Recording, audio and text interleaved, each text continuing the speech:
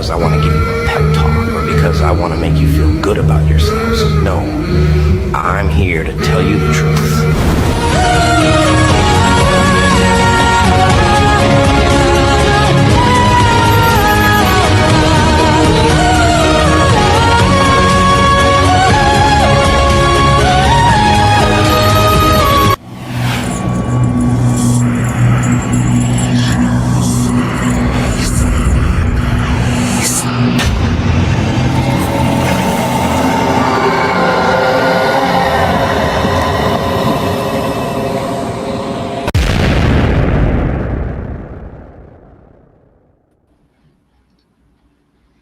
All right, sound check, make sure everything is good. I just wanted to say good evening. Thanks for coming in. I'm glad that you are here for the Luigi special. My God, it feels like it has been forever since we've had something of meat and substance to talk about with Luigi Mangione. I nearly peed myself today when somebody sent me the letter making sure that I saw it. I was like, I now know what Friday night's going to be about. In fact, if you're used to coming in on Fridays, you will know that I do a after dark show at 7 o'clock. I would anticipate that show is going to be late tonight because I have a feeling we're going to be here for a hot minute. We may be here for a good hour and a half instead of a regular hour show.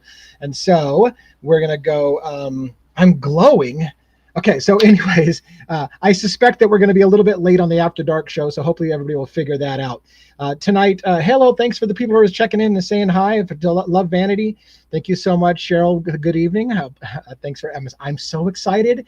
In fact, I wanted to show you, I know that some of you probably have seen this before, but I couldn't help. I have to share this. I hope the sound works on this. It should be working. This is how I interpret the night going. If you haven't seen Key and Peele's Anger Translator, this is a little how I feel. Karen Agnifilos, she's going to be nice and couched. She's going to give an argument, and then I'm going to come in and I'll be like, this motherfucker. Anyways, we're going to have a little, you get the feeling. If you heard that, I hope you heard that. That is my mood tonight. I am fired up when I give my presentation about Karen Agnifilos' response, the 26-page response to the prosecution, which, by the way, was a little surprising to me because, as you know, Karen Agnifilos had an enormous omnibus motion. I think her motion, I can't remember how big that one was. 86 pages was the response by the prosecution. But of course, you had Karen file a giant omnibus motion. An omnibus basically means it addresses a whole bunch of issues at once in one big filing. To the state, Judge Caro in the state case against Luigi Mangione. If you're not following this case, I'll try to be super brief. Luigi Mangione is accused of shooting Brian Thompson, healthcare CEO of United Healthcare, and murdering him in New York City on December 4th. Luigi Mangione was arrested in Pennsylvania after a 5-day manhunt. That arrest, I have maintained. I have done many lives and long form videos breaking down how that arrest was illegal. Not surprising to me was the defense in both the Pennsylvania case. Luigi Mangione had an attorney in Pennsylvania who said that arrest is illegal. I had already told you that before the attorney said it. Thank God he backed me up on that play. I'm sure he did it personally. Like, I got to make sure I got to cover devil's advocate's ass because he just said this was illegal. I better write something about it. Now, we know that it was illegal from the beginning. At least I explained to you why it was illegal from the beginning. So Luigi Mangione's attorney in Pennsylvania said it was illegal. Karen Agnifilos, addressing the state of New York, was basically saying, you realize that that arrest in Pennsylvania was illegal. And so we have a big fight over what happened in Pennsylvania. But and so Karen Agnifilos, I'm going to put on the glasses because I'm going to need them tonight. I got a lot of reading to do. So I was surprised, and I told you this, when the prosecution responded to Karen Agnifilos' omnibus motion to basically suppress a bunch of information and request that the federal government go first in the trials. Luigi Mangione faces prosecution in Pennsylvania. He faces prosecution in the state of New York, and he faces prosecution from the federal government via the state of New York, the Southern District of New York. So it's 3 different jurisdictions that are trying Luigi Mangione. I had stated many times, and tonight it's going to come out. We're going to read it if we have time to get through all of these things tonight, that Karen Agnifilos agrees. You know who should be going first? The first court case that should go first is Pennsylvania. Why? Because if the arrest was illegal in the first place, none of us MFers should be talking about what was in the backpack. But you guys keep wanting to talk about what was in the backpack and all the statements he made when you haven't even ruled on whether the arrest was legal or not. It was an illegal arrest. I can tell you that right now. Now, before I get too far in this, let me make sure we do a little bit disclaimer for YouTube, YouTube, for advertisers, for anybody else that might be involved with this, because I know it's going to make you itchy and it's going to make you twitch. In no way, shape, or form does the Devil's Advocates channel condone violence, advocate violence. There's no violence. There's no call to action. We're not condoning the actions of a killer or anything like that. On my channel, as you've heard me say it a million times, believes in the presumption of innocence until proven guilty in a court of law. And whether Luigi Mangione did the things that they say he did, he still is afforded the presumption of innocence until proven guilty in a court of law. And the law must uphold the law and be fair about how they do it. If they have to break the law to convict somebody, it's a no dice kind of situation. And again, I'm not saying how I want things to come out. That would be for the After Dark show. You want to hear me put my hair down? I don't have a lot of hair left. Anyways, if you want to see me let my hair down and tell you what I really feel about the case, we'll do that on the After Dark show. In this thing, we're more reserved. I need to get some hair off my hat. Man, high resolution can be a bitch. But anyways, the point being is that really the prosecution, we should have waited for a response from Pennsylvania. I think Pennsylvania is dragging their feet on purpose. They don't want to make a ruling. That's going to get addressed tonight in the filing by Karen Agnifilos. So what we're going to, and again, to finish my disclaimer, I'm not condoning the actions of the shooter. Keep in mind, allegedly, Luigi Mangione. We do not know that Luigi Mangione was the shooter. Even if you have your feelings that Luigi Mangione may have been the shooter, he's afforded the presumption of innocence until proven guilty in a court of law. Now, that's by our legal standards. It's certainly not the presumption of Pam Bondi, Attorney General of the United States, who already went on public TV and said that he's a murderer and guilty and killed an innocent man and father of two. That statement, a prejudicial statement, by the way, Karen Agnifilos had the court remind Pam Bondi of a special local rule 23. Funnier than shit. She's like, please have Pam Bondi, the Attorney General of the United States, reminded that you can't make prejudicial statements against somebody and call them a murderer on every single national TV station. That's against local rule 23. And that happened. Pam Bondi was reminded of local rule 23. Spoiler alert, freaking Karen Agnifilos. Love this girl's style. Holy crap, she's a pit bull, which is why I'm going to be her anger translator, because she's going to say, by the way, very politely, hey, and by the way, could you guys be reminded of local to rule 23 again? You know, the same rule we had to remind Pam Bondi of, and I'll come in there and be like, bitch, we already told you this once. Why don't you get the message? Write it on a chalkboard if you have to, 40 times. Write it on the chalkboard until you get it down. Local rule 23, you can't prejudice somebody's fair trial, but you're going to do it anyways, so Karen has to remind him again, and she'll do it soft pedal, but I'll give it to you straight. All right. Here we go. Let's go ahead and add to the stage this. All right. So no, we're going to have to remove this. Give me 1 second to get my collective shit back together. We're going to stop the screen. We're going to add. Oh my gosh. I'm a clusterfuck. Hold on. One more time. Share screen, entire screen, this screen, bam, and now put it up here on side by side.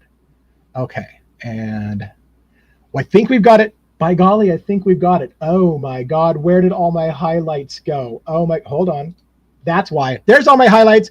Oh, I just about lost my shit. I'm like, I just spent the last hour going through this document. Now, I'm a huge fan of color coding. So buckle in. I should have told you to grab a drink, by the way, earlier, because we're going to be here a while and it's going to be crazy. And I'm going to try to read from you from this document. I'm going to blow it up as big as possible so we got it on screen. This is Agnifilos Intrader. That's the law firm that she is with. June 18 was the filing of the letter. You can see it was stamped received on June 20th. I think it got posted today, even though it was filed on the 18th. And it's to Honorable Gregory Caro, that's the judge in the People versus Mangione. This is the state case in New York. Again, Luigi Mangione is facing prosecution in 3 separate cases. Pennsylvania, the Commonwealth of Pennsylvania, that's got some gun charges and presenting false identification to an officer, which, by the way, was not illegal. What was illegal was the law enforcement on body cam footage. It was proven on body cam footage, law enforcement interrogating Luigi Mangione for 17 minutes without reading him his Miranda rights, illegally taking his backpack and searching and seizing his backpack before reading his Miranda rights, before informing him that he was under arrest. And there's a moment caught on body cam footage, as documented by both attorneys in this case, that there's an officer that says, hey, by the way, now that we've been at this, okay, I'm paraphrasing, now that we've been at this for 17 minutes, has anybody read Luigi Mangione his rights? No. For God's sake, read them as rights. So they read them as rights, and they say, now that you've been read your rights, would you like to continue telling us that your name is Mark Rosario? Would you like to continue talking to us? It was over. It was over at the point that law enforcement actually read Luigi Mangione his rights. It's almost like Luigi Mangione knew the law better than they did, because he knew that everything. One could argue, I don't know if that's the case, one could argue that Luigi Mangione knew damn well that it was against the law for them to interrogate him and make him put his hands on top of his head and frisk him down and take his backpack before reading him his Miranda rights. He knew damn well all of that shit was going to get tossed. One could argue. Or one can just argue that once they said and reminded him, maybe he just needed to be reminded, hey, now that you've been informed that you're under investigation and and that you have the right to remain silent, would you like to continue talking to us? And no, that was it. Conversation was over. Welcome, by the way, from the people who are coming in from the Hive. Thank you so much, Dina Sites. Thank you for coming from the Hive. Appreciate you guys always. I really, really love that. I was hoping that Birdie would be able to tell a few people who might be following the case that we're covering that tonight. All right, so in comes Karen Agnifilo. Now, again, I didn't think Karen Agnifilo was going to respond for this reason. Karen filed a big, huge motion with her bitch about, and okay, that's not legal, her complaint about how this case was proceeding. She filed that as a giant motion, and then the prosecution responded. At that point, that's really all that needs to be done, in my opinion. It is now for the judge to review both arguments, right? So both made their case, and so the judge should look over the argument and decide how he wants to rule on it. That's what I expected. I didn't expect, after the prosecution fired their 86-page response to Karen Agnifilo, essentially telling Karen Agnifilo to pack sand. Every single thing you're asking of the judge should say no to. Thanks again for all the Hive conversation going on in there. So I expected nothing until the judge responded. So to my surprise, Karen Agnifilo comes to the judge with a response to the prosecution's big ass note. Now I think I did a 3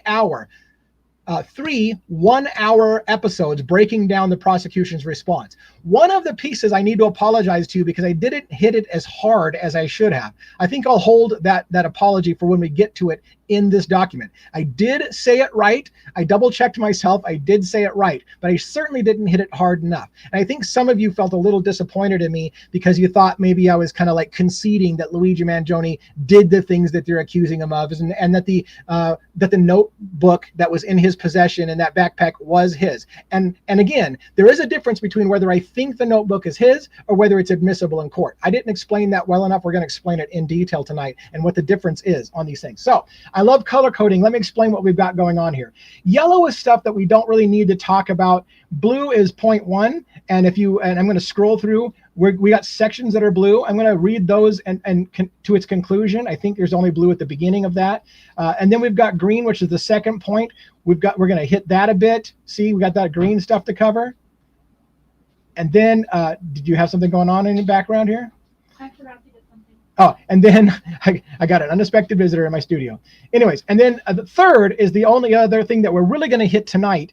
And I'm going to explain this. Third is orange. And so we're going to hit some orange, and you can see where the orange is at. So this is what we've got to cover. I'm going to actually read almost word for word those entire paragraphs. And then I'm going to do the Key and Peele anger translator. Mother bitch, that is not what you should have done. And I'm going to explain it to you. All right. Now, the yellow parts, that's fluff, that's extra stuff. And let me tell you this last part. And I think this might be exciting for you. I'm trying to confirm it with her right now. There's 4 points. The letter starts out that Karen Agnifilo is going to address 4 points right there in that section right there that I kind of put my cursor on.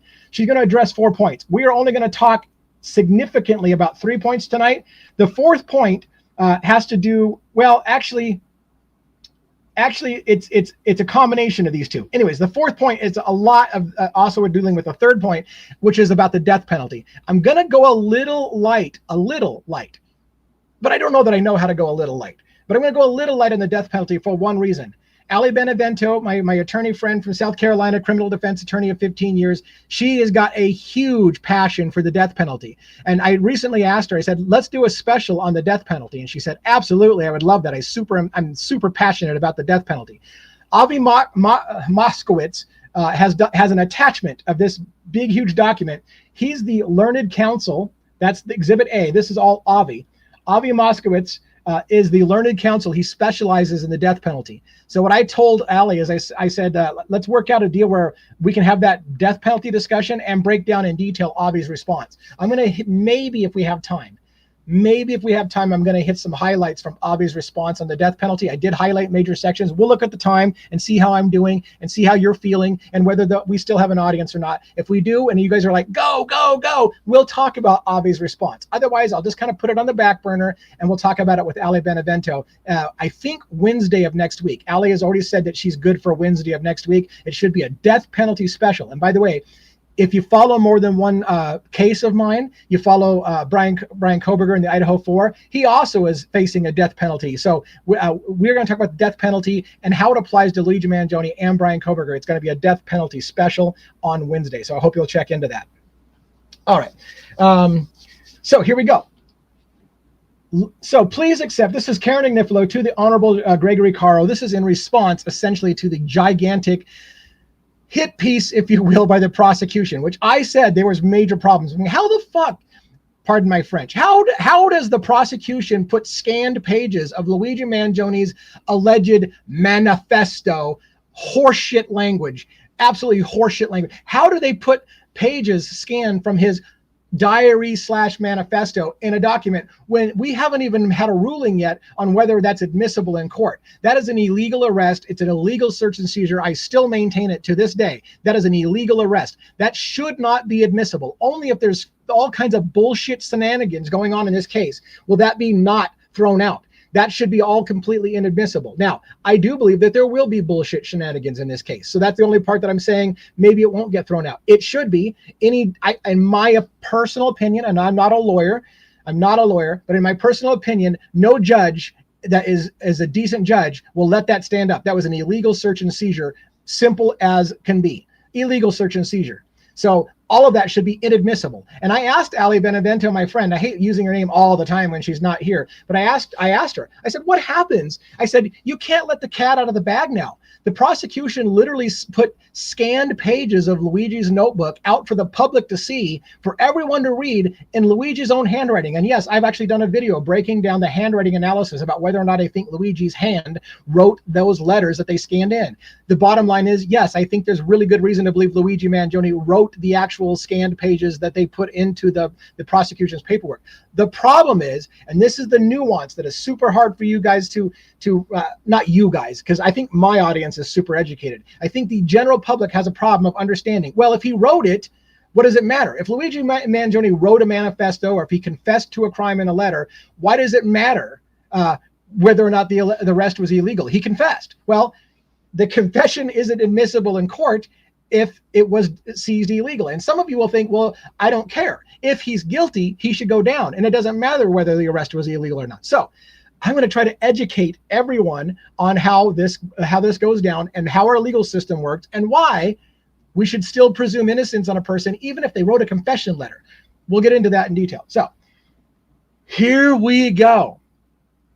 Please accept this reply in support of Mr. Mangione's omnibus motion, where we will address 4 points. Let's deal with just the blue point first. First, the prosecution has intentionally violated Mr. Mangione's right to a fair trial by unnecessarily publicly releasing his alleged journal.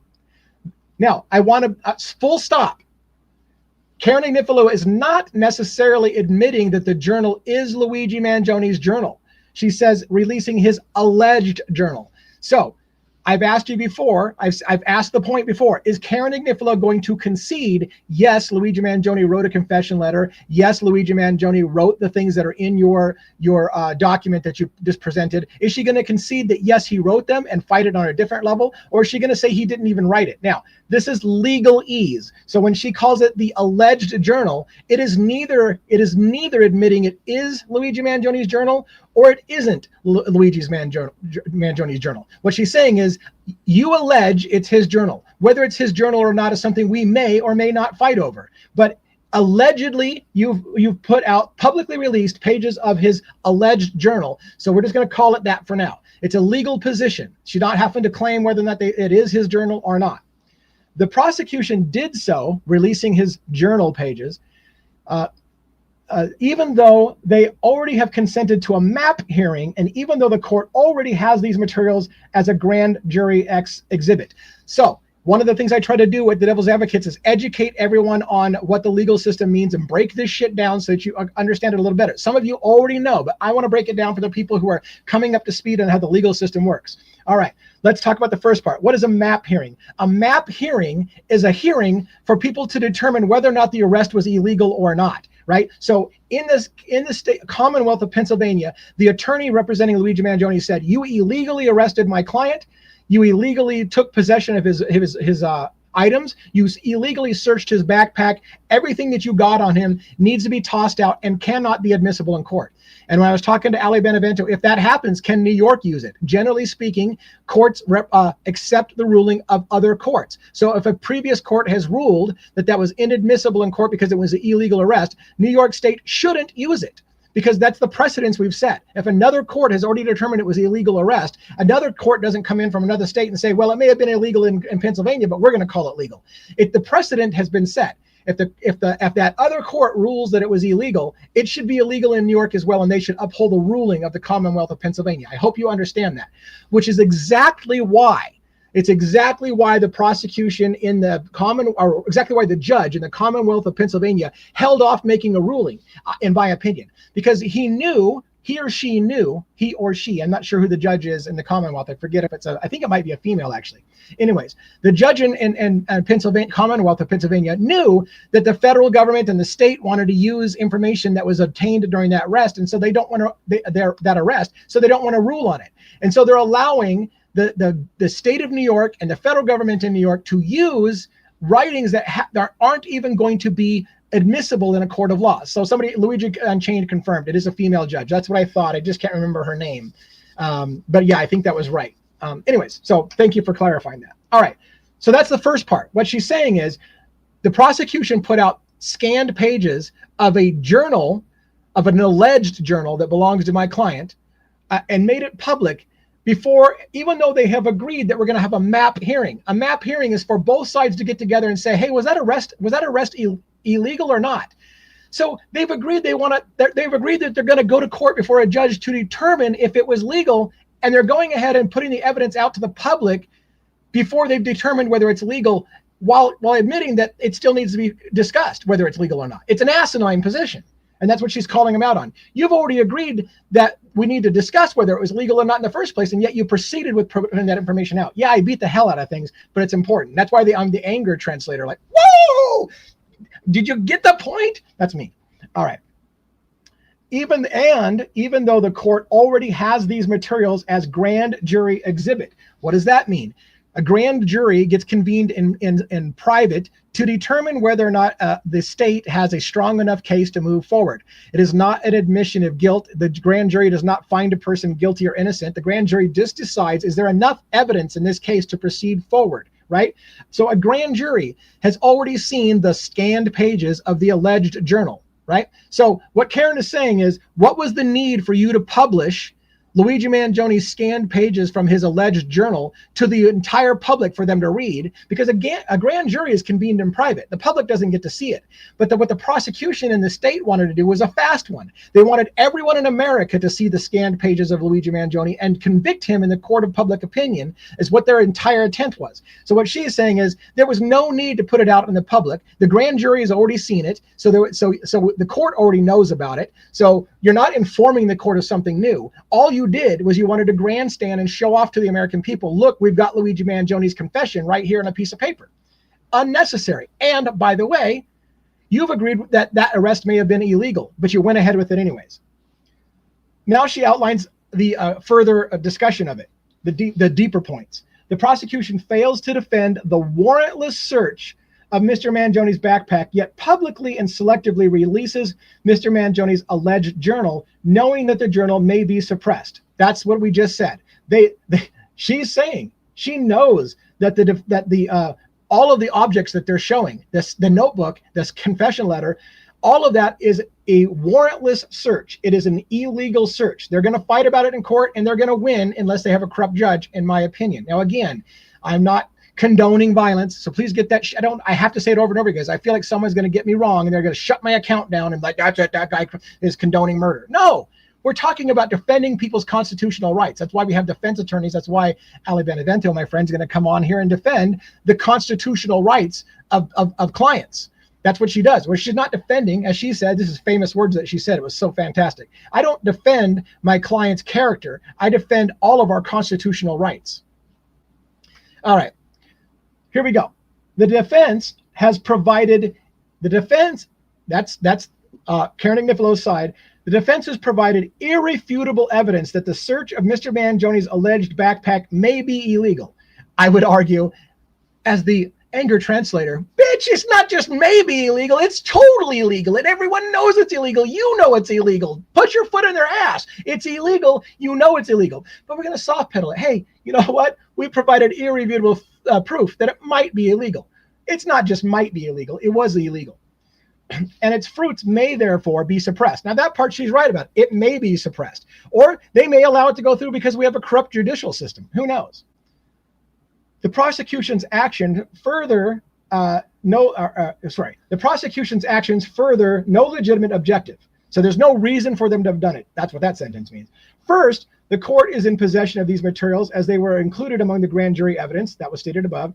Second, the prosecution consented to hearings to determine the legality of the searches. That's the map hearing that they agreed to. If the searches were not lawful, which they weren't, in my opinion, then their fruits are not admissible. Correct. It was an illegal arrest. It was an illegal search and seizure. The confession letter, the scanned document, the gun they say was used in the crime, the bullets, all the things that they say they've got that just nail Luigi Mangione to the crime, all of that is inadmissible in court if a judge upholds what should be upheld, which is that it was an illegal arrest and seizure and an illegal interrogation. Now, again, I'm not saying a guilty guy should go free. I'm saying it was a violation of his constitutional rights, and that's what we're trying to defend here. Nevertheless, the prosecution has cherry-picked the most facially prejudicial information from the materials that may never see the light of a courtroom. So again, they took 2 pages and a confession letter, so 3 pages out of Luigi's possessions of the whole notebook and scanned the 3 pages that make him look absolutely the worst and put it out there in the public, knowing damn well that entire thing may not be allowed in court and be seen by a jury. And by the way, this goes to the whole, are we ever going to be able to seat an impartial jury? If everyone in America is talking about the confession letter, then they got to ask every jury, have you heard about the confession letter? Have you heard about anything that was found in his backpack? Have you heard anything like, hey, he's already confessed to the crime? Yeah, I have. All right, let's move on to somebody who hasn't heard that already. It's going to make it harder and harder to have this trial. So why, as she's asking, did they do this? Why did they handpick the worst parts of the journal, put it out there for the public when there was no reason to do that? The only rationale that makes sense is that the prosecution hopes to bias the public against Mangione and undermine his right to a fair trial. Absolutely. This would be wrong in any case, but it is especially so when death is on the line. Never mess with a Sicilian when death is on the line. I say it all the time. I have to do it every once in a while. It is especially a problem when the defendant faces a potential death sentence in federal court for the same exact offense. Yeah, you might have to tone down the microphone volume. I get shouty when I'm pissed off. I'm a little pissed off. This is passionate for me. So take your headphones out, turn your volume down, whatever you need to do, because I probably can't hold back my passion. This is a very, very, very passionate thing for me. It is worth noting, and the district attorney should be on notice. I love this. This is one of those, you have to be on the inside and be paying attention to this case all the time to get the humor of this. It is worth noting, and the district attorney should be on notice, that local rule 23.1 of the Southern and Eastern Districts of New York provides that releasing information to the public that a lawyer knows is likely to be inadmissible at trial, like that arrest and all the things that were in that backpack, and which could create a substantial likelihood of prejudicing an impartial trial, presumptively violates the local rule and can result in appropriate consequences. See, by the way, local rule 23.1. And by the way, At the federal court arraignment on April 25th, 2025, Mr. Mangione invoked Local Rule 23.1 to prevent parties, including the United States Attorney General, from violating his right to a fair trial in the federal death penalty case. As officers of the court, regardless of whether they formally appear in the federal case, the district attorney's representatives should abide by the rule of the courts presiding over the cases involving this defendant, especially the rule protecting a defendant's constitutional right to an impartial jury in a death penalty case. Even setting aside Local Rule 23.1, the prosecution should seek to stop rather than perpetrate the strategic release of information solely to prejudice Mr. Mangione's right to a fair trial. So Pam Bondi broke rule number 23.1. Karen Agnifilos asked the court to please remind the Attorney General of the United States about Local Rule 23.1 that she violated by stepping in and making a prejudicial statement against a client who's facing charges of death. They did remind Pam Bondi not to do that shit. It was kind of funny. I thought they would never actually do it. I thought it was kind of a rhetorical question. No, they actually did remind Pam Bondi, hey, remember 23.1, you can't do that shit. And now she's saying, please remind the district attorney also about 23.1, because apparently the prosecution all across the board, whether they're U.S., state, whatever, nobody seems to fucking know the rule of 23.1. Local rules. So make sure everybody understands it and reads it. That'd be nice. Thanks. All right. I think we're done with point one. There might be some I think there might be. I just want to make sure I didn't have some footnotes. Every once in a while there was a footnote. Yeah. There's a footnote here. In paragraph 25 and 26 of the prosecution's response to the defendant's omnibus motion, the prosecution twice admits that the red notebook is a diary, which is self-evident by its contents. Despite admitting the undeniable fact and knowing that it may be suppressed, they continue to intentionally prejudice Mr. Mangione by then referring to the diary as a manifesto 17 times throughout the response.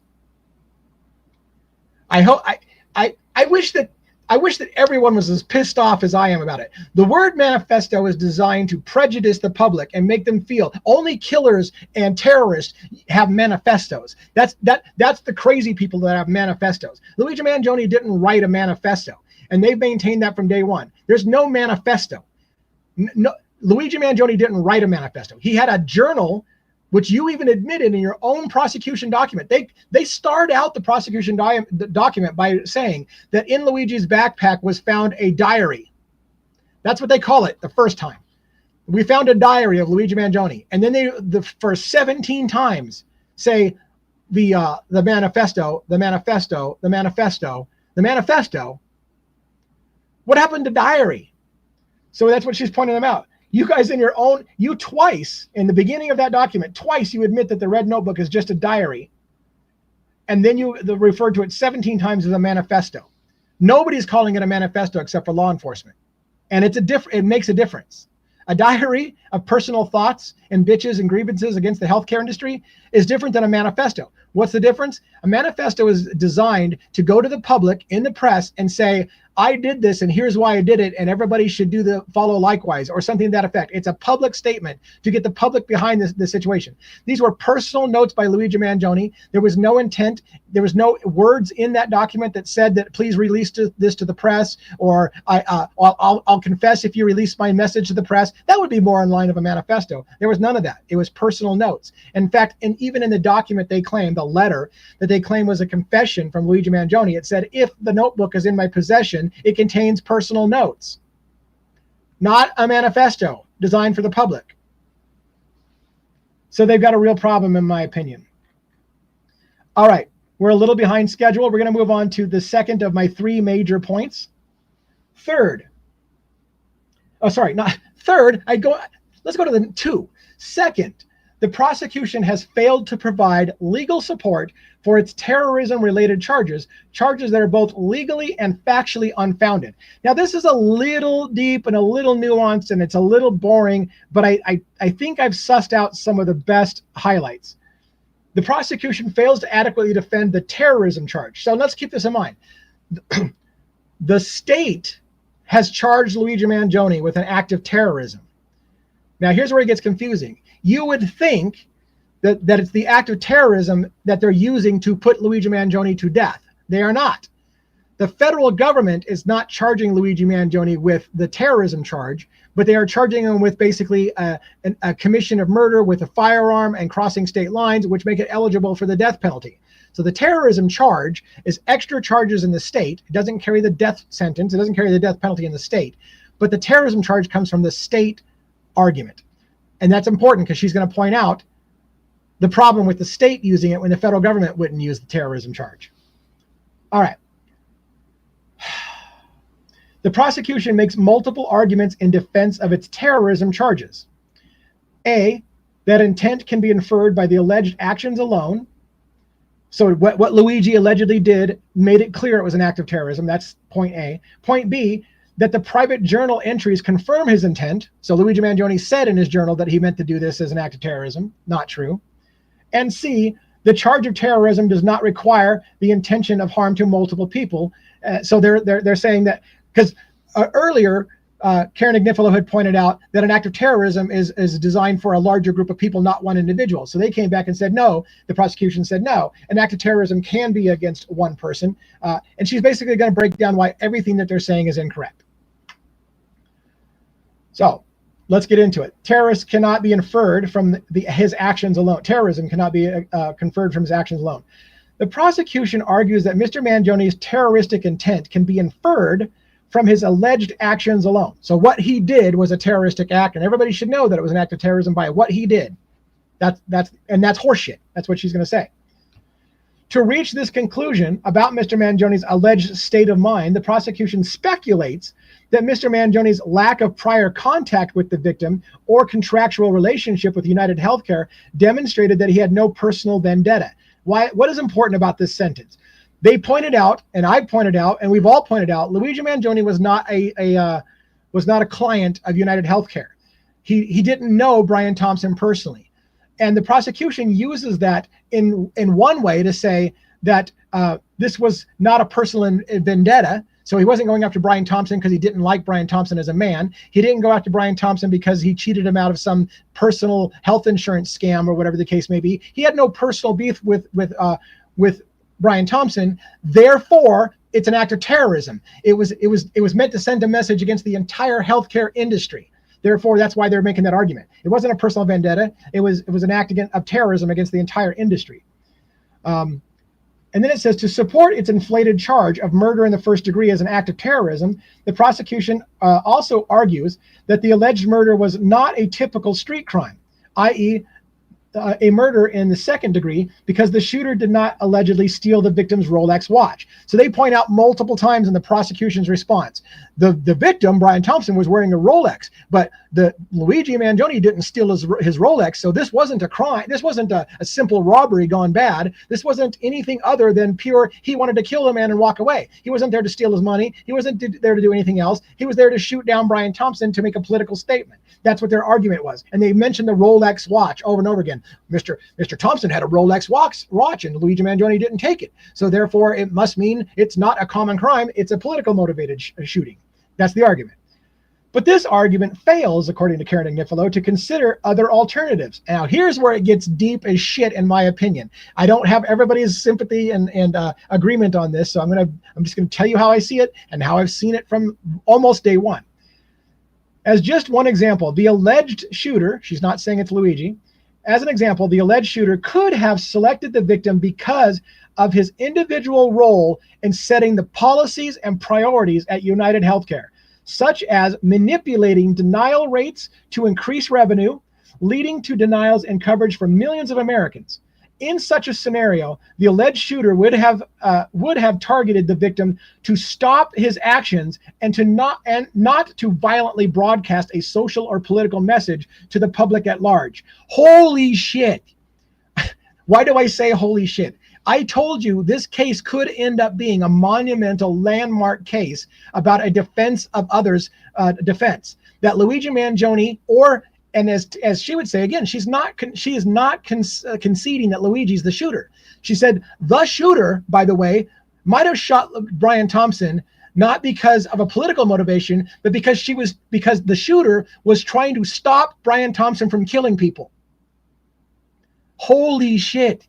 I've been saying this for a long time. I've had people tell me, Mr. Advocates, it would be super hard for her to put the healthcare trial on trial and use a self-defense. You can't claim self-defense if you stalked the guy down and shot him in the back. That's not self-defense. But I'm telling you, I'm still seeing it this way.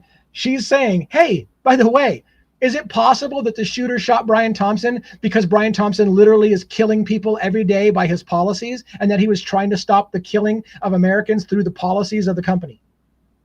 Wow. Accordingly, the facts surrounding the alleged shooting failed to establish that the conduct was intended as terrorism. Now, again, I want to stop and I want to caveat this again.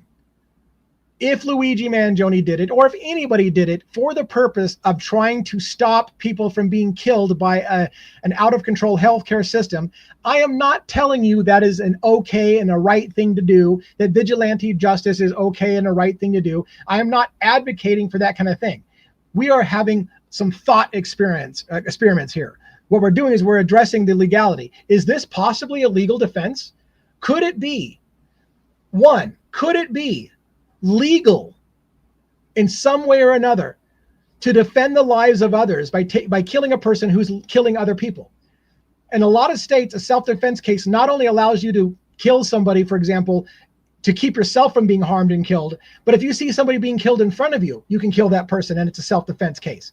Could this be a situation in which one could argue legally that killing Brian Thompson was done to save the lives of other people? And if so, it'll be a monumental case that I think has never seen that kind of defense done before. And I realize that a lot of people are saying that's a stretch. I don't think any judge is going to allow that to happen. I don't think they're going to be that ballsy. But from day one, when Karen Agnifilos responded to Pam Bondi's response, she called the healthcare system a murderous healthcare system. That was her words. The healthcare system is a murderous healthcare system, and the government wants to murder my client while we're talking about a murderous healthcare system. So all the stage is set to do exactly what I said. This could be a defense of others case. And here's the other thing. Even if it's not legal, we have to ask this thought experiment. If it's not legal that Luigi Mangione or anyone, if it's not legal for them to kill somebody to save the lives of thousands, if the shooter's motivation was to save the lives of others by killing one man, saving thousands of people, if that was his motivation and that's still not legal, question two is, will a jury find them guilty of a heinous murder and sentence him to death penalty and execute the man for what was in some people's mind, any one of those 12 jurors, a noble act? Now, some of you say there's nothing noble about killing an innocent man and father of two. But I ask you, you put 12 New Yorkers on a jury, will one of those New Yorkers think that it was a noble act to kill one person to save thousands, if that was the motivation? So those are things we need to ask. The private writings attributed, now again, we're talking about the private writings, not the manifesto. The private writings attributed to Mr. Mangione do not confirm terroristic intent. The prosecution next argues that the private journal entries attributes to Mr. Mangione. Again, watch the wording. Karen Agnifilos is not admitting that the journal is Luigi Mangione's. She's saying the journal that they allege is Mr. Mangione's. So we're going to still fight. We're going to still fight whether or not it was his journal or not. And why wouldn't we? All right. The prosecution argues that the private journal entries that it attributes to Mr. Mangione proves terroristic intent. This is wrong for three reasons. First, the prosecution conflates the concept of private ideological motivation with the specific intent to intimidate, coerce, or influence a civilian population required to sustain a terrorism count. Bottom line, she's saying he made no attempt, the shooter, and even this journal entry that you're saying belongs to him shows no intent to coerce or influence a civilian population. Second, the charged crime is indistinguishable from over 100 firearm homicides that occur each year in New York City, absent law enforcement's public broadcasting of the writings. That's a big sentence. She started out one of her previous things, something like 300 and something New Yorkers were murdered last year. Why are the only one that we're seeking the death penalty on is Luigi Mangione?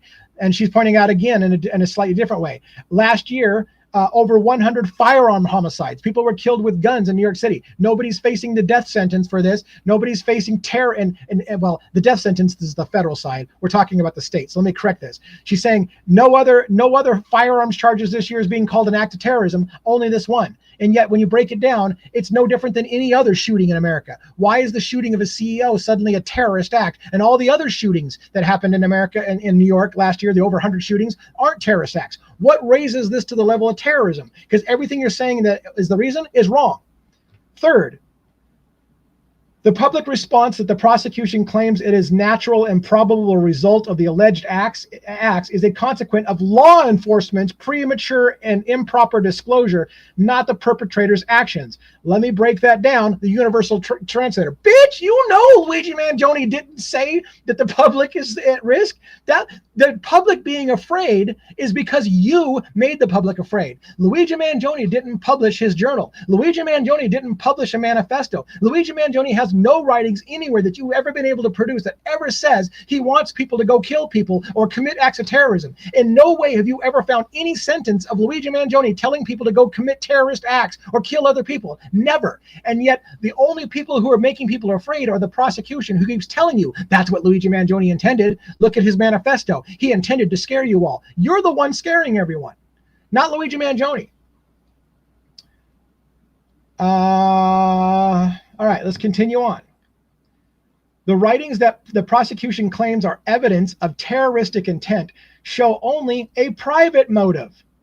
So they're trying to claim he's trying to terrorize the population. She maintains whoever wrote this journal, she's not conceding it's Luigi Mangione. Whoever wrote the journal wasn't talking about a population. They were talking about a person. The prosecution claims that the writings that attributes to Mr. Mangione are evidence of a terroristic intent, citing only statements of the author's disdain for the insurance industry. That's their whole evidence. He doesn't like the insurance industry, therefore he's intending to target the insurance industry. A showing of terroristic intent requires more. According to penal law section 490.05, and then she breaks down some parts of that. The statute that she's talking about, that statute up there, the statute makes clear that the fundamental characteristic of what makes an act a terrorist act, by any common sense definition, is the forward-looking nature of the crime. A terrorist seeks to affect the future. He looks to either cow a civilian population or a government unit into hewing to certain standards of behaviors based on a fear of future violence taking place. Terrorist organizations, for example, intimidate civilians by blowing up buses because people need to take the bus the next day and have to worry about being the next victim. This is the harm that this penal law is directly trying to prevent.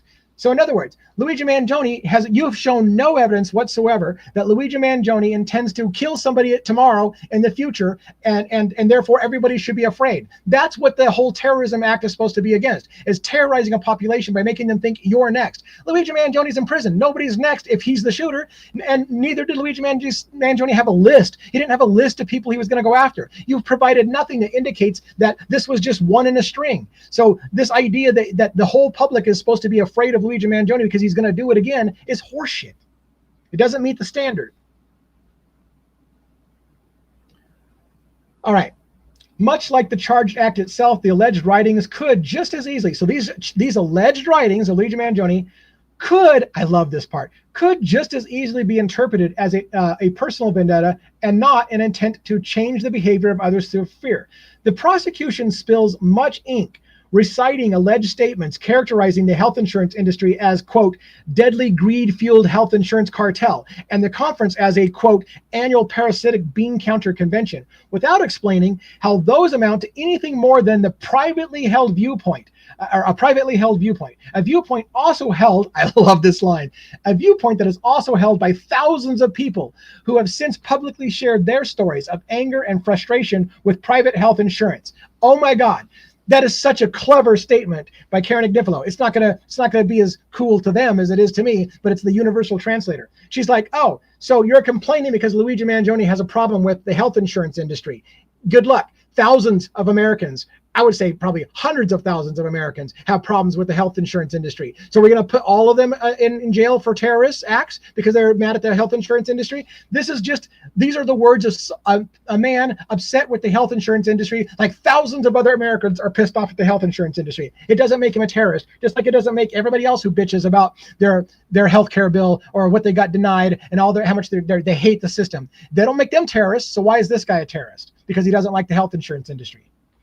The conclusory argument that these alleged journal entries demonstrate an intent to intimidate all employees of the health insurance business is purely speculative and makes no attempt to reconcile the author's past-looking statements with the forward-looking intent of that the terrorism statute requires. All of that language is basically to say, you're trying to act like Luigi Mangione intended more violence to come in the future, and this would terrorize the entire industry or a civilian population. There's nothing in his writings, there is nothing in the alleged writings that you're attributing to this man that indicate that anybody was going to continue to do stuff. This is a one-and-done situation to maybe, as Karen says, maybe to save the lives of a bunch of people, because by doing this, maybe thousands of people's lives were saved. The claim that Mr. Mangione sought to bring about revolutionary change in the healthcare industry and to abolish the health insurance companies is wholly fabricated by the prosecution and appears nowhere in any of the writings. Luigi Mangione does not talk about the alleged journal, whether it was Luigi Mangione's or not, does not talk about wanting to bring down the health insurance industry or health insurance companies as a whole. That is a speculative jump that the prosecution made and attributed to Luigi Mangione. Nowhere in their writings does he say the things that they're saying he intended to do.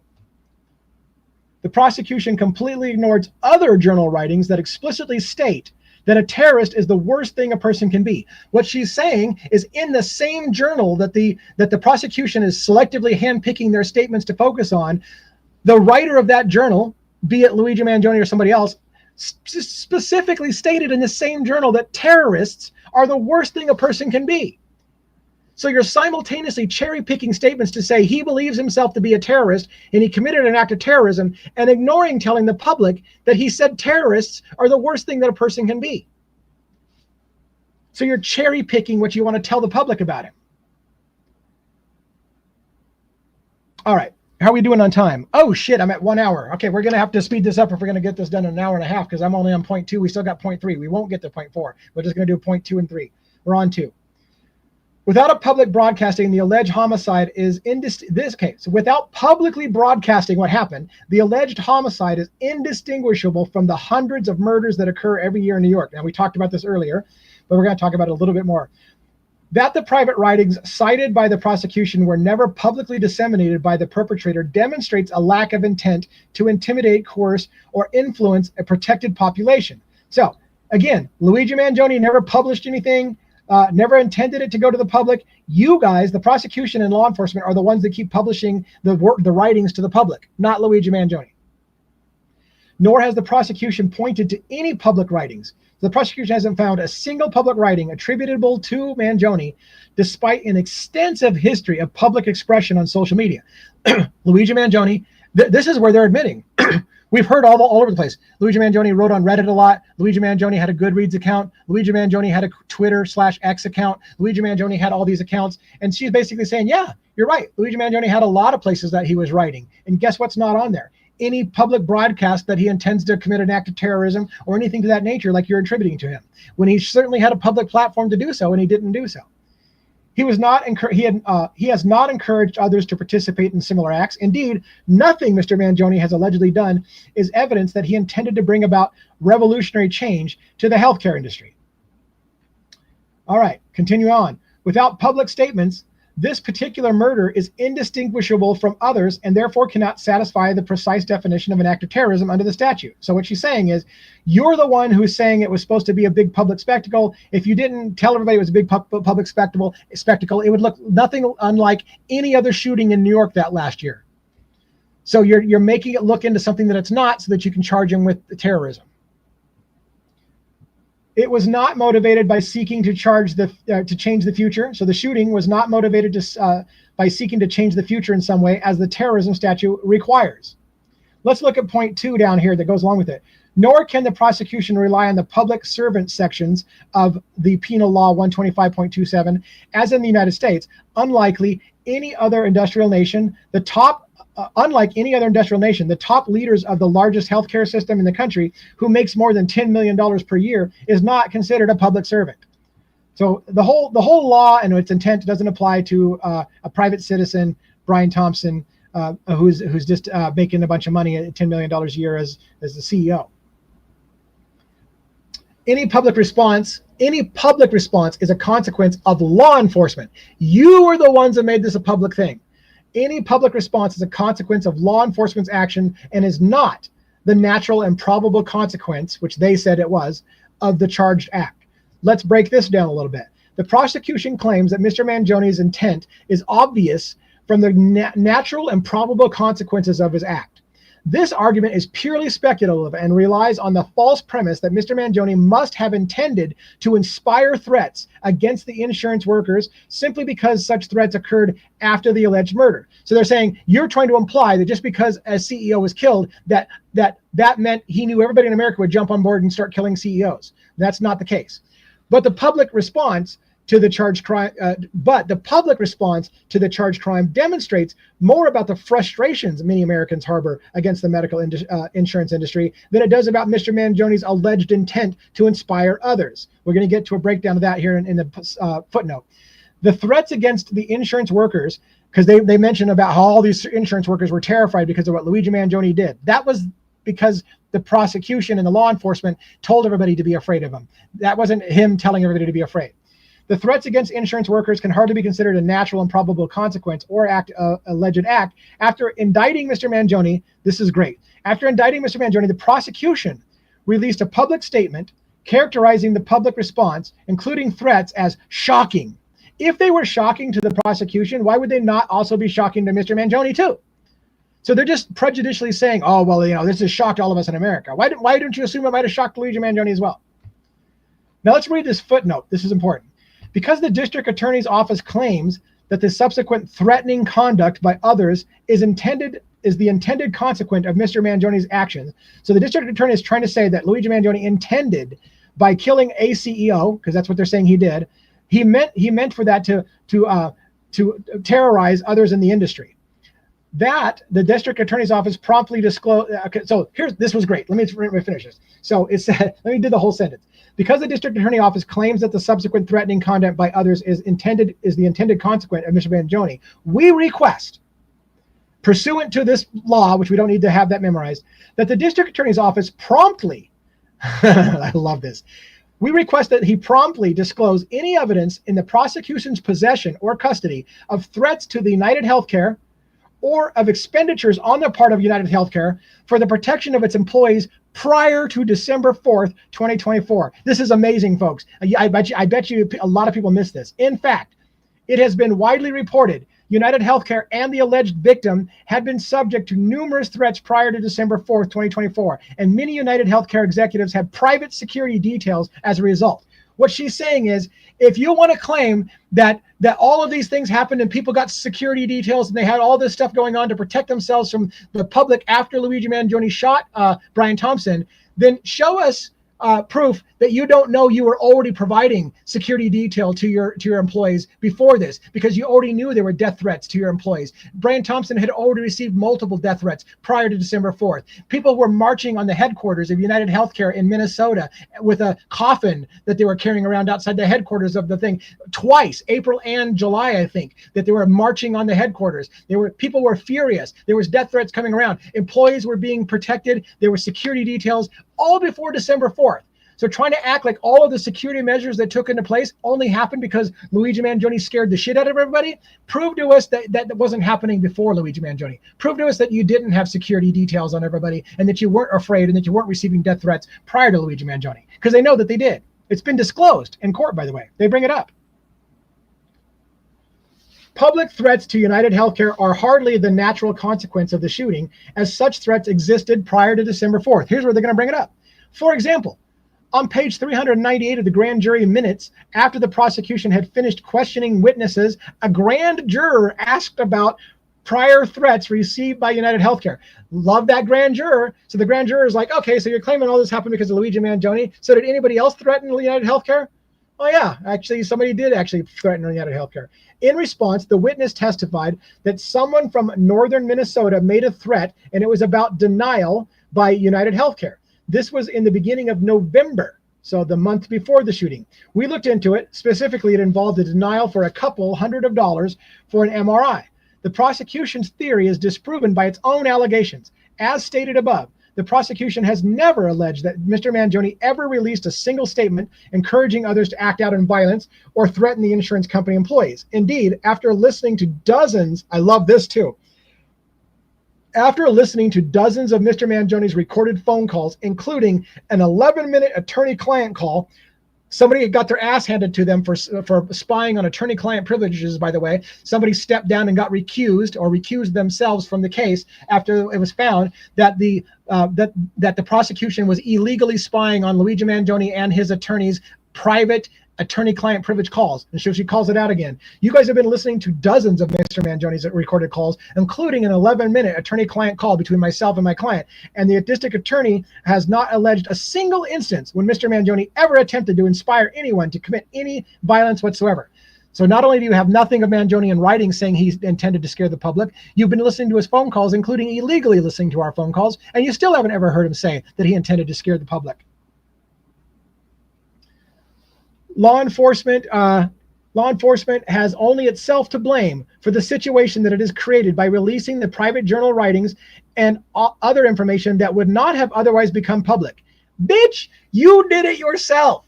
You're trying to say Luigi Mangione intended to scare the public by his manifesto. The manifesto, you have admitted, is a private diary, was never meant to be seen by the public. The only reason everybody's terrified in the public, according to you, is because you've told everybody in America to be afraid of him and told him that he told us he had a manifesto. Yes, I'm saying it a million times. She's saying it a million times. So don't bust my nuts, because Karen Agnifilos does the same thing. All right. Now listen to this. This was great. This is really clever. According to the prosecution, the bullets that they recovered said delay, deny, depose. But initially, law enforcement stated that they said deny, defend, depose. Why does that matter? So initially, prosecution said in their document, they said that the bullets say delay. Why can't I do that? Delay, deny, depose. Slow the hell down. All right. But initially, law enforcement stated it was deny, defend, depose. Why is that important? Let's break down to the footnote. I think the footnote explains it well. Nope, that footnote's not necessary. I think it's just going to be right here. Here it is. On December 17th, 2024. Are going to go down to here to finish this. A United Healthcare executive testified before the grand jury stating that there were social media posts quoting deny, defend, depose, the words that law enforcement disseminated. The prosecution further eschews responsibility for the public response, arguing that United Healthcare was not the only insurance company targeted. Protesters threatening Emblem Health CEO were posted, and that others stated healthcare CEOs should not feel safe, deny, defend, depose on social media. That these threats were using the exact words that law enforcement publicly disseminated. They're not the words that were written on the bullets. The prosecution admitted that the words on the bullet were different words. The words on the bullet were, what did they say? They were slightly different, right? I'm not going to be able to find it real quick. So the three words were different. It was law enforcement that incorrectly said what three words there were. And all the public outcry about people saying deny, defend, depose was law enforcement's word. Once again, the only people terrorizing the public is law enforcement, because the public is quoting law enforcement. they're quoting law enforcement, not Luigi Mangione, because you've or the shooter, whoever the shooter was. Doesn't have to be Luigi Mangione. The shooter used different words. You guys used different words, and that's the words everybody's repeating is law enforcement's words. All right. Now, there's a lot of talk here about how the terrorist statute requires an intent to harm multiple people. The prosecution saying it does not require multiple victims. She then counters by saying, look, here's an example of exactly what that law was designed to protect against. Here's seven examples of the type of things that law was written to protect against. September 11th attacks on the World Trade Center and the Pentagon. 2, the bombings of the American embassies in Kenya and Tanzania in 1998. 3, the destruction of the Oklahoma City Federal Building in 1995, the Morrow Building. Number 4, the mid-air bombing of Pan Am flight number 103 in Lockerbie, which had a bunch of people on board, right? The Scotland in 1998. The 1997 shooting atop the Empire State Building at random people. The 1994 murder of Ari Halberstrom of the Brooklyn Bridge. And 7, the bombing of the World Trade Center in 1993. Those are the examples that were used why that law was created. It wasn't created for a lone gunman shooting one guy on the street of New York. You are trying to abuse the piss out of that law and fit a square peg into a round hole. The prosecution admits that the journal entries attributed Mr. Mangione clearly and specifically denounced terrorism and indiscriminate killing of innocents, stating that a terrorist is the worst thing that a person can be. So in the journal that the prosecution says is Luigi's journal, it says he takes issue. He takes the writer of those writings takes issue with indiscriminately hurting people, like Ted Kaczynski allegedly did by the Unabomber, blowing up bombs and killing innocent people. That the writer of those writings, that you cherry picked the bad statements, also said that terrorists are the worst thing that a person can be. Killing innocent people is the worst thing that you can be. There was no intent by the writer of those writings to advocate killing innocent people. Again, the argument is Brian Thompson, in the eyes of the shooter or whoever wrote those writings, isn't innocent. It's not an innocent person. That person may be killing thousands of people. So that's the argument. And again, I'm not even weighing in on where I feel about it. I'm just telling you that's the argument. Again, by the way, for those who are waiting for the After Dark party, I'm going to change a banner real quick. We're going to wrap up in about 20 minutes here, I think. That should be the link for the Discord After Dark party. It's for adults only, 18 and older on Discord. I will also be streaming it on my Backstage account. It normally starts right about now. We're late on that. They don't know that yet if you're waiting for that stream over there to start because I'm over here. But if you're here and you're going to go to the After Dark party where things might get a little bit more sketchy, I'm sure one of you had enough of me already. But if you want to join the After Dark party, there you go. All right, here we go. Let's finish up this thought, number green, and then we'll go on to orange, and then we'll be out of here. Notably, the U.S. Attorney's Office did not charge Mr. Mangione with terrorism, and New York State's terrorism law was modeled after the federal terrorism statute. Now, this is kind of nuanced and hard to explain, so I don't know if I can get it across to you. The federal government did not charge Luigi Mangione with an act of terrorism. The state did. The state is using language drafted by the federal government. So the argument, basically what they're saying is, if the federal government isn't charging him with terrorism and they wrote the frickin' language that you're using, why the hell are you charging him with terrorism? The federal government's not even charging him with terrorism. So it's just a kind of a little what the F? You're literally using the language the federal government drafted for what an act of terrorism is, and they're not charging with terrorism. It's only the state that's charging them with terrorism. All right, I think there's a footnote to read, and then we'll go back. In the context of the journal writings, it is clear that the writer refers to another person and not himself. Oh, this is the one I said I was going to apologize for. There was a statement where they say that Luigi Mangione believes himself to be, it's right here on this paragraph, right, that he believes himself to be a revolutionary anarchist, right? And I pointed out, and somebody else pointed out, that was the words of Ted Kaczynski. Ted Kaczynski referred to himself as a revolutionary anarchist. Luigi Mangione, or again, allegedly the book is written by Luigi Mangione. We don't know that Luigi Mangione wrote that thing. Not in a court of law. We don't know. We don't know that he wrote it. But allegedly, Luigi Mangione wrote about Ted Kaczynski referring to himself as a revolutionary anarchist. And yet the prosecution spun it to repeatedly say Luigi Mangione views himself a revolutionary anarchist. They point out right here in the footnote, in the context of the writings, it is clear. The writer refers to another person, Ted Kaczynski, and not himself. Luigi Mangione is not calling himself a revolutionary anarchist. He's referring to Ted Kaczynski. By the way, as a quick plug, I do book reviews of books related to the cases that we're following. I'm doing a book review we just started on The Industrial Society, the manifesto written by Ted Kaczynski. Luigi Mangione on his Goodreads account did indeed read that book, said it was an excellent book, but that the message got lost because he killed innocent people and he didn't respect that. And he basically thought it was horrendous that innocent people were killed. But the message was good. Luigi Mangione wrote that essentially on his Goodreads account. So we are reading The Industrial Society by Ted Kaczynski to inform ourselves of what might be going on in the mind of Luigi Mangione, because it's almost not contested that Luigi Mangione wrote the Goodreads review of that book. It's almost not contested. So we're going to read that book, and if you want to follow along and see my thoughts about how it might apply to the mindset and the psyche of Luigi Mangione, follow that series and other series. I've also read An American Sickness by Elizabeth Rosenthal, which is a book about how shitty the healthcare system is. That was a book Luigi Mangione allegedly wrote or told us to read about. Okay. Last point, and we're going to try to get this done by 7:30 on the dot so we can get out and go to the after dark party. Third, the prosecution is violating Mr. Mangione's constitutional and statutory rights by attempting to start the state trial before the federal death penalty trial. Now, some of this has to do with the death penalty, and I told you already, I've got Ali Benevento, my criminal defense attorney friend, coming on Wednesday. We're going to talk all about the death penalty. So I feel like we're going to break down a little bit more about the death penalty portion of this document on that Wednesday. It'll be old news by now. You're going to hear a million people like myself probably out there riffing on their thoughts, but thank God for me, that you guys come here to listen to my thoughts on it. But unfortunately, on this particular death penalty thing, we're going to get bigger into it on Wednesday, not now. But we're going to hit some highlights before we back out for the night. Let's get to the orange. The district attorney's office is violating Mr. Mangione's constitutional rights by demanding the state trial proceed before the federal trial. A federal prosecution seeking the death penalty raises constitutional concerns distinct from those in a typical case of dual prosecution. Mischaracterizing the defense's position, the prosecution states that Mr. Mangione raises the novel argument that this case should be delayed indefinitely because his concurrent state and federal prosecutions violate various constitutional rights.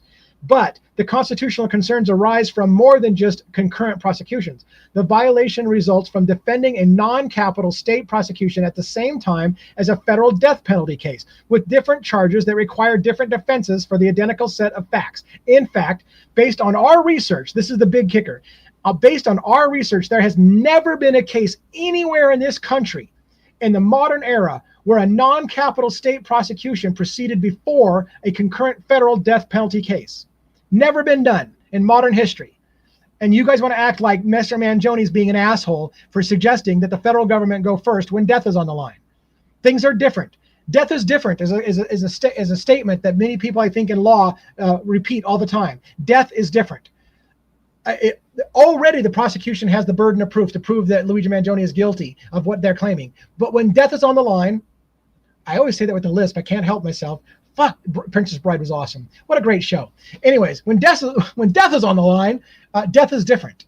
And we're going to talk to Luigi, we're going to talk to Luigi. Not going to talk to Luigi Mangione, maybe someday in the future, who knows. But we're going to talk to Ali Benevento on Wednesday about the death penalty and why death is different. But anyways, so we get into a big back and forth. I've decided, because we're running low on time and I've been going, I want to leave time for questions and answers for to the bottom of the hour till 7:30. So I want to leave time. This is a lot of back and forth about the death penalty. And I'm going to point to you one more part of this document because we're just running out of time. And I talk fast, right? If I can talk at 1,000,000 miles an hour like the freaking Micro Machine guy from the 1980s and I still can't get through all my points tonight in an hour and a half, then we're just going to have to put some of this on hold. Like, I'm going to need a drink or something. I don't know. But anyways, here's Exhibit A. This is written by Abraham or Avi Moskowitz. He is the learned counsel on Luigi Mangione's team. What does that mean? Avi Moskowitz is brought in for one purpose and one purpose only, which is to help with the defense of the death penalty. Because death penalty is on the line, courts require a learned counsel, somebody who specializes in death penalty cases, to assist with the person's defense if they are on trial for death. Even our government understands that when death is on the line, things are different. You need somebody who specializes in the death penalty to help you with that case. So Avi Moskowitz comes forward. He talks about how he submits his resume in this document. That's part of the 26 pages. He talks about how he's learned counsel to prepare. And basically, he talks a lot about mitigating circumstances. So anytime death is on the line, they have to review the person's entire life history. They have to, in essence, They have to go through the entire life history of that individual to develop a psychological profile to see if there's things in that person's past that might mitigate putting the person to death. In other words, the jury might need to know that this happened to the individual, or they suffered this kind of abuse, or they had this kind of mental condition, or they had this aggravating factor. Those mitigating factors are all presented to a jury before they can sentence someone to death. And the kicker, the spoiler before I get to questions and answers, is Avi Moskowitz says, normally, they have those mitigating circumstances figured out before they decide whether to charge somebody with murder or the death penalty. In this case, the government decided to go ahead and charge Luigi Mangione with the death penalty before listening to the possibility that mitigating circumstances would indicate that it's not right to seek the death penalty. They didn't even look. They just went ahead and said, we're giving them the death penalty and we don't give a shit whether there's mitigating circumstances or not. Pisses me off. It pisses Avi Moskowitz off. They need an anger translator to get into the courtroom like frickin' Key and Peele and be like, bitch, no, that's not how we do things in this country. All right. Oh my God, there's so much we didn't hit, but I am exhausted. I'm going to need to take a deep breath. I want to thank you all for coming here tonight. We're not completely out. I'm going to give us a good 15 minutes for questions and answers. Fire some stuff into the chat. I'm only looking at what's happening from now. So if you've already written something into the chat and I missed it, please repost it for me. And I'll take a look to see if we can put something up on screen and give it a little talk. Questions and answers about all the rant that I just did, your feelings about it. If you want to express your feelings, be careful about your feelings. Again, we don't advocate violence. We're not trying to do anything like that. We got to be careful of what we say and how we do and how we act, because again, this is thought experiment. We're talking about what might happen in this court case. We're not advocating for anything. We're just asking, what if this becomes a defense of others case? What if it was justifiable homicide? What if a jury won't convict somebody because they view what happened as having one of the 12 people might consider that to be a noble act? What if that's the case? I'm not saying it should be that way. I'm saying, what if it is the case? I can't believe we have 54 people in here and nobody has anything to say. Are you speechless? Come on, give me something. I know you got feelings. Don't be afraid. Step right up. Of course, I'm going to pin your comment and make it huge for everybody to see.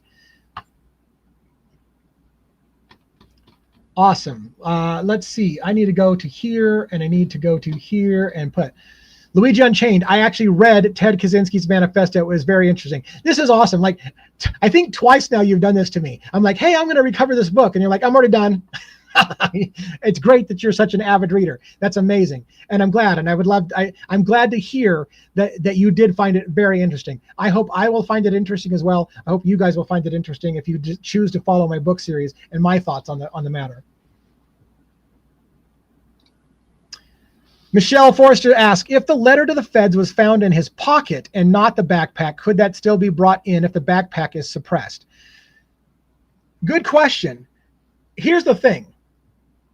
The short answer, I believe, is could that still be brought into the back if the backpack is? I don't think so. So during that event, and I don't know how much you know about the event, during the entire event, officers pinned Luigi Mangione into a corner, allegedly, and they started to interrogate him. They asked him to put his hands on top of his head. They asked him to stand. They did a Terry frisk and patted him down, and they took his backpack from him and started to search through his items, all before reading him his Miranda rights, all before telling him he was under investigation. Everything that they discovered at that point is inadmissible. The arrest itself should have never happened. They had no probable cause to do the frisk. They had no probable cause to do what they did. They never informed him he was under investigation. And the justification they used for the entire thing was he provided false identification. And I don't want to beat the living hell out of this, but I pointed out in the Commonwealth of Pennsylvania, not every state, but in the Commonwealth of Pennsylvania, the law actually states it is not illegal to provide false identification to a police officer unless you have first been informed that you are under investigation, and that never happened. In fact, on the body cam footage, as recorded by both attorneys in the case, they, especially Karen got it written exactly at what minute it happens. An officer actually says 17 minutes into the interrogation, has Luigi Mangione been informed that he's under investigation? No. Have you read him his Miranda rights? No. Good God, read him his rights. So then they read him his rights, and then they literally said, it's recorded in the minutes when it was said, after 17 minutes of interrogation, including taking his backpack, searching it, finding items, and repacking the backpack, they said, now that you have been read your Miranda rights and you've been informed you're under investigation, do you still want to tell us that your name is Mark Rosario? He said, he shook his head no. He didn't even answer yes. He shook his head no. He stopped talking because at the point that he was informed of his rights, he no longer was talking. And guess what? The law in Pennsylvania states it is not against the law to provide false identification to a police officer until you've been informed you're under investigation. It's almost like Luigi Mangione knew the law, but I don't know. Let's see. Take another one.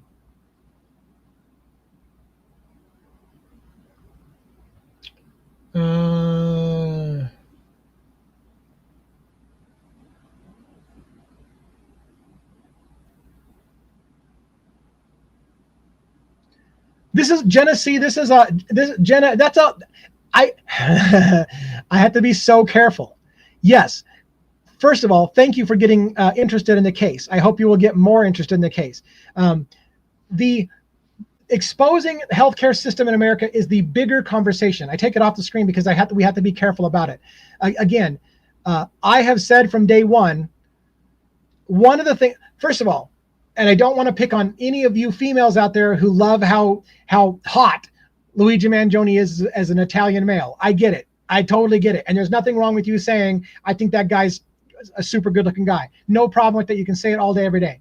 But one of the things I've said is, if this is about the insurance industry, let's seize the opportunity to talk about the insurance industry. Regardless of how you feel about what happened, let's not lose the moment to talk about how bad the healthcare system has to be in America that somebody would consider doing something like this. Let's not lose sight of that. Let's not, and I would argue Luigi Mangione wrote this in a letter that was publicized all over the internet. Let's not lose the plot here. Let's not lose the plot. This is a moment for us to maybe see and talk about the big picture. How horrible is the American healthcare system if it's gotten to the point that somebody, not necessarily Luigi Mangione, that somebody would want to gun down a CEO in the middle of downtown Manhattan because they're so disgusted at how bad the healthcare system is. And why on God's, and this is where I get in trouble, and I'm going to be brief because every time I do this, I run the risk of getting kicked off the platform or something like that. The question, those who say, I don't even know if I want to say it. Those who say there's no excuse for killing somebody who's just doing their job. This man had a job to make the shareholders money, is missing the big picture. If a person's job is to make money at the expense of killing Americans because the policies are to deny claims for people who need them, who are justified to have them, and you're denying them and people are dying because they're not getting the care that they are allowed to have, but you're denying them the claims and you're letting them die.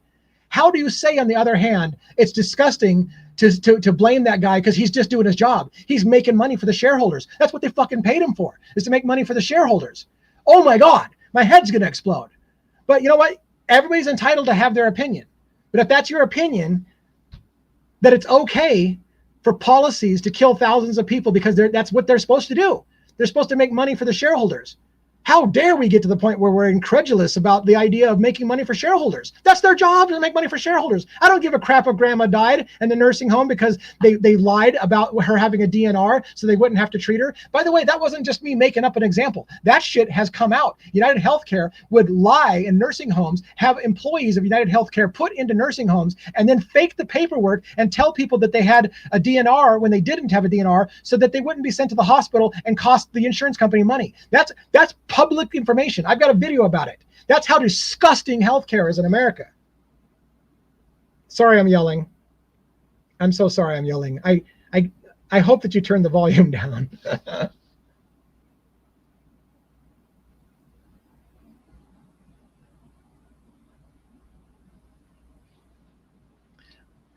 Michelle Forrester, what an astute comment. What if the fire department was for profit? How many homes would burn? How many people would die in a fire because if it didn't make them money, or if it cost them money, or if they had too many fires this year and they're like, shit, we've already done too much public service. We can't afford to do another house. It's going to cost us too much money. Guess that kid burns. It could happen. In a capitalistic society where it's all about the dollar, people make real sketchy decisions. Again, I'm not saying that would ever happen. Be careful. I'm not being careful right now. Maybe we need to wrap up sooner than I thought and get off the mic before I say something stupid. And I'm just giving thoughts. Again, in the After Dark party, we can say everything stupid we want to say. But here, I should be a little bit more careful than I'm being. Anything else?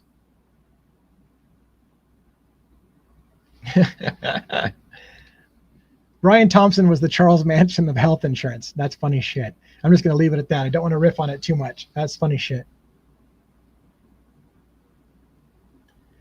Any last minute questions, comments, concerns? Again, I'm not advocating for violence. I'm not condoning vigilante justice.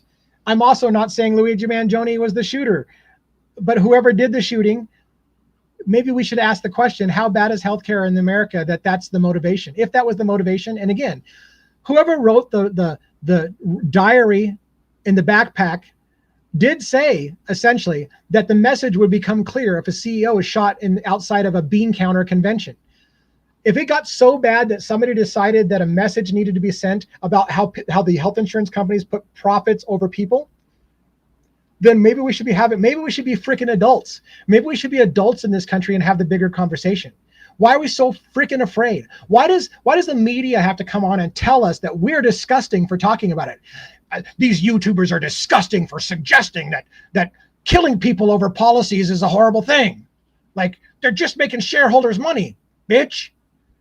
How dare these YouTubers question the moral ethics of the American healthcare system, which is a completely greedy system. The entire book, An American Sickness, which I did a whole book series. I've read the entire book, chapter by chapter, and commented on how it relates to the Luigi Mangione case. The entire book.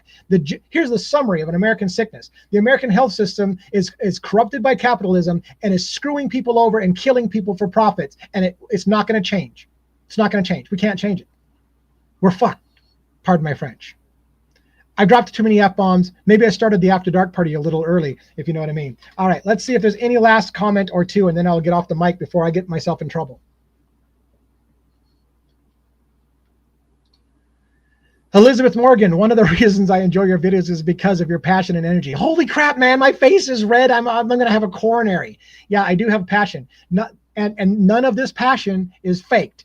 Like, I am really legitimately passionate about this. I'm passionate about saving Americans. I'm passionate about wanting us to change how shitty the healthcare system. I'm passionate about wanting us to get away from a system. Our entire culture is focused on, I'll stab my grandmother in the back if it means making an extra dollar profit during this quarter's earnings. It's a disgusting system. We need to get better. We need to get healthier as people, and not healthier as in physically healthy, mentally healthier in this country, in my opinion.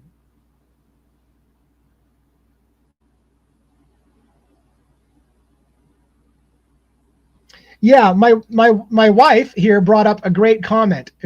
If you don't want to read a book, I will tell you this. I've said it before. I'm going to say it. This will be my closing thought, I think.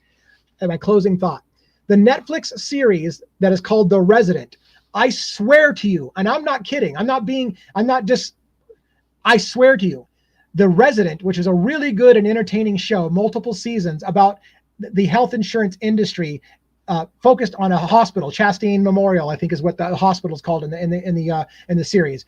It is ripped right out of American Sickness by Elizabeth Rosenthal. I was telling Rhonda, every episode of this whole series is a chapter out of Elizabeth Rosenthal's book. Literally, I mean, I just read a chapter and they pull it right out and they make an episode about it. The show, if you want to see, and again, you'll have the tendency to think, oh, that's a fictional show, Mr. Advocates. It's not that bad. No, freaking no. That show is spot on. In fact, it's probably worse when you read American Sickness. But when you think you've seen some crazy shit, you think The Resident's seen some crazy shit. And I even told Rhonda when I first started watching it, I was like, this can't be really happening in America. And then I'm like, you know what? This is straight out of the book. Like, this is literally straight out of the book, written, by the way, by a doctor. Elizabeth Rosenthal was a doctor. She's not just like some hack who's writing about the industry and saying it's worse than it is. She's a doctor who was in the industry working and saw it firsthand and is telling you this is how corrupt our system is. All right. That is it, everyone. I'm spent. Like freaking, what's a guy? And I'm spent. The geeky guy with the glasses. Oh my God. Anyways, I can't think of his name all of a sudden. You know what I'm talking about? Anyways, probably not. All right. So thank you all for coming tonight. I hope that you enjoyed the passion and the rant. I hope that I didn't yell your ear off.